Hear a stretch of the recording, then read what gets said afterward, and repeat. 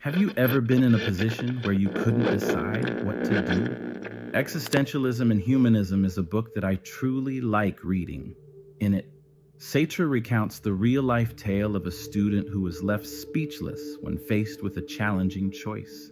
This young guy learns that he has lost both his father and sibling during World War II. They never returned after leaving to combat the Nazis. Professor, as crazy as it sounds, this has made me want to enlist, he adds as he approaches Sartre. My goal is to assist in combating Hitler's troops. Yes, Sartre replies. Yes. And what is the query? Do you feel scared?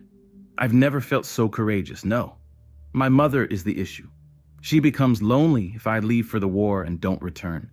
Conversely, I feel like a coward if I don't go. What is the best option now? To defend the country or to take care of it at home? There is no right choice, Sartre remarked, gazing at the kid. Any patriot would tell you that it is heroic to put your life in danger. Your mother will tell you it's crazy. You will receive 1,000 responses if you ask 1,000 individuals. As a result, I can only offer you one piece of guidance. Make a decision and accept it, because you won't discover a sign of what has to be done in the outside world, but rather within yourself. Let's face it, Sartre has a point. I'm not sure how you feel about that response. No one can decide for you when it comes to tough choices. The truth is that we live in an unpredictable environment, and the consequences, such as taking university admission examination, are detrimental to our mental health. Society expects you to be able to pick a career by the age of 17. I didn't even know how to pick clothes at that age, man. There were many muggings, school was sluggish, and I believed Neo from the Matrix would keep me safe. Yes, he did. My virginity. But really, we have a failing educational system. We belong to a generation that hasn't learnt to make decisions. And I don't just mean them. Once more, I'm not only referring to them. Just 2 out of 10 graduates go on to work in the sector.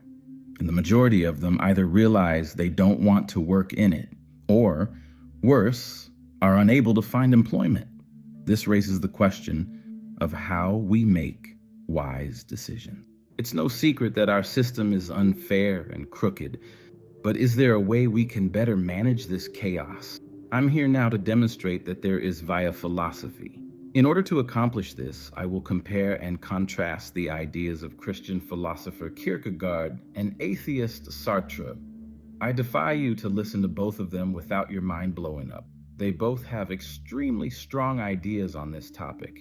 Seeing a little bird and thinking, this animal's free, it can fly, is an amazing phenomenon. However, the question of whether it is truly free emerges from a philosophical perspective. No, according to Sartre, you are far more autonomous even if you don't have wings. Let's use the cuckoo as an example. This species, which is just a baby, already has a violent appetite. Notice how it forces its younger siblings out of the nest. Why does it do this? He's an imposter. Therefore, it's obvious that he has no sympathy. Cleverly, the mother cuckoo places the egg in the nest of another species and lets them nurture it, as she doesn't want to have offspring. The issue is that as it matures, this parasite outgrows its parents and stops sharing. Put another way, what's that sound? Birdie? Dum dum dum dum? Dum dum dum? The sound of deliberate killing?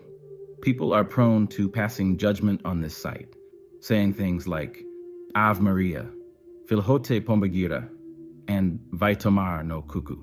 When my father learned that Neymar wanted to dedicate his World Cup goals to Bolsonaro, he would remark, calm down, Mrs. Irene. This animal has no conscience. Therefore, there's no need in passing judgment. Natural selection has formed the cuckoo's instincts, which it simply follows. Since evil cuckoos were more likely to survive, they passed on their genes, while good cuckoos died, and violence became ingrained in this species. This is the ontological distinction between human and avian creatures, to put it another way. Whereas the latter is not bound by any set nature, the former is born with a definite essence that is connected to instinct. The human animal may choose what it wants to be by using ideas like justice, love, evil, and good. It may even choose not to be miserable. In this way, you are more free than a bird, as you can determine who you are by making deliberate decisions. Indeed, this process is influenced by societal variables. A person who grows up in a violent atmosphere, for instance, is more likely to become violent or traumatized. Sartre contends that none of this, however, suggests determinism. For instance, despite being the daughter of a pastor, my cousin chose not to pursue religion. Conversely, she became an atheist and a homosexual at the age of 15. I recall asking her, "Mom, why doesn't Eve have hair?" at Christmas. I didn't know. I was a kid. Then she added, "Well, son, we have to accept your cousin's decision. She made the decision to burn in hellfire." Our predicament with the new light is already evident here. Why is it hard to choose? Because every choice you make defines who you are. And from an existential perspective, this is a huge responsibility. Humans are destined to be free, according to Sartre. It should be noted that he does not use the word condemned carelessly. He's implying that there is a contradiction in our existence, because they have no other option. If they exist, humans are captives of their own freedom. This conundrum is exacerbated by time. After all, only the human animal is aware of its impending death. Even when we aren't conscious of it, this knowledge follows us around all our lives.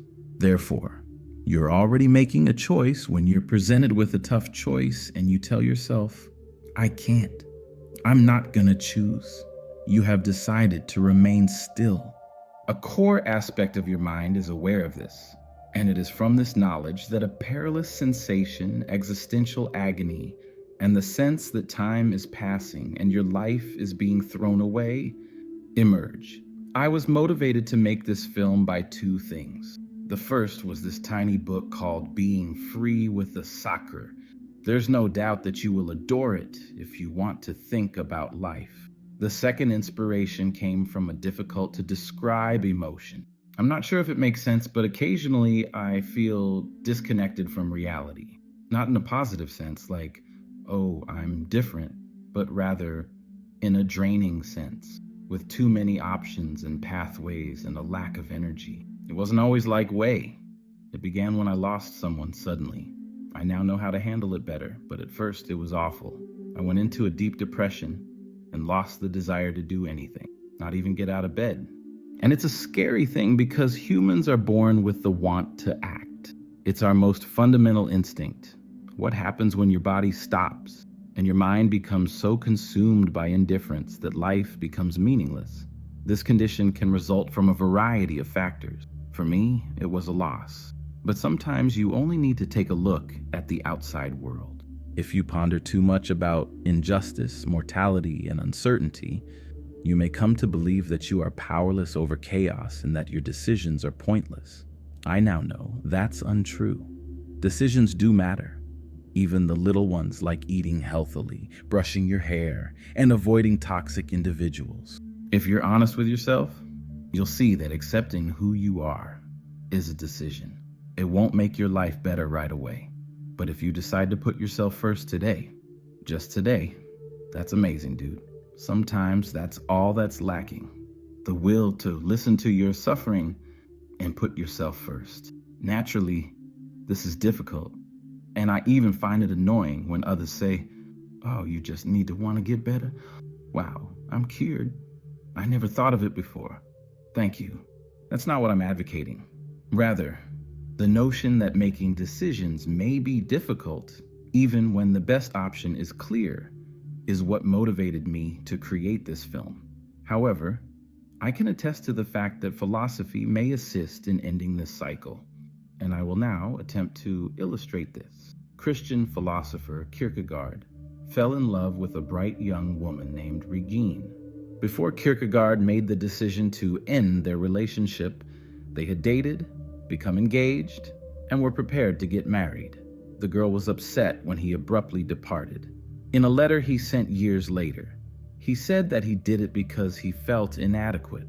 After giving it too much consideration, Kierkegaard managed to persuade himself that his lovely fiancée deserved a better partner. In the end, Regine wed someone else. Remorseful and drowning, Kiki never loved again. She tried to find the solution for the rest of her life. Why do we make poor decisions? The end product was a novel that was harsh and confronting. You'll regret your decision if you chose this or that, he writes. You'll regret it whether you love or not, weep or not cry, or become angry. It's really the contrary of what you may read on the band's Tumblr, which makes it seem bleak.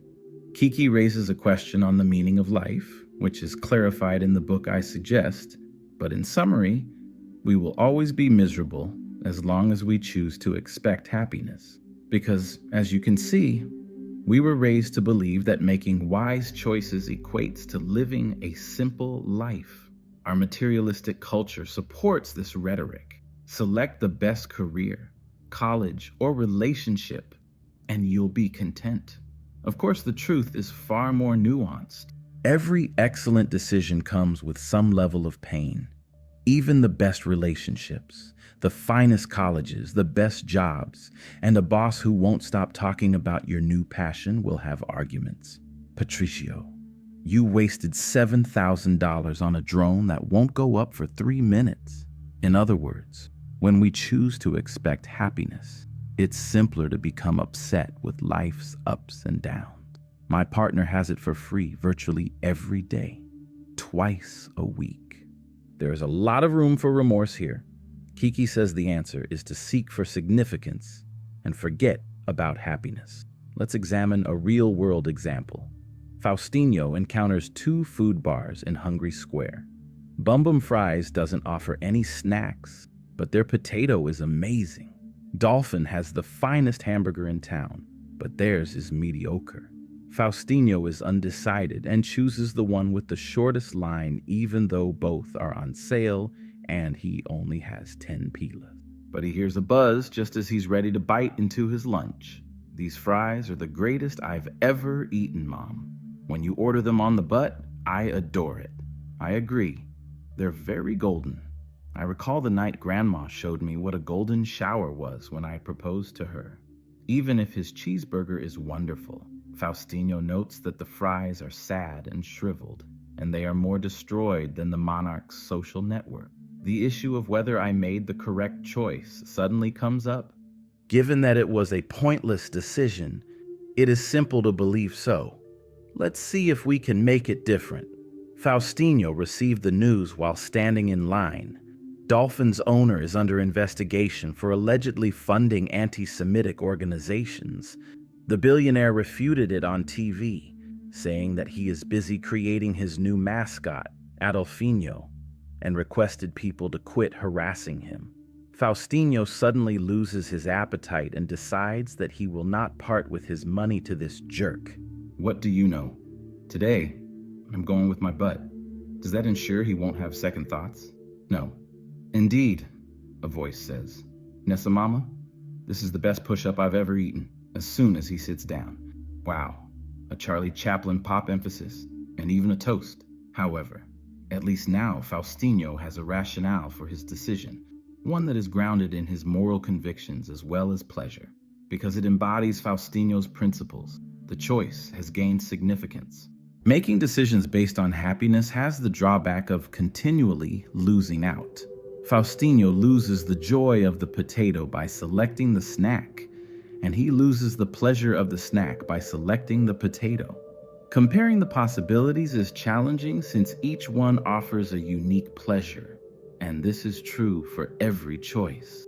Is it better for me to live alone or with my parents, get married or remain single, announce myself to that person, or keep reacting to everything they can with a little fire? No one is aware. A thing might be anything else, and it would still mean the same thing. To quote my favorite movie, we can view our decisions differently if we acknowledge this fact.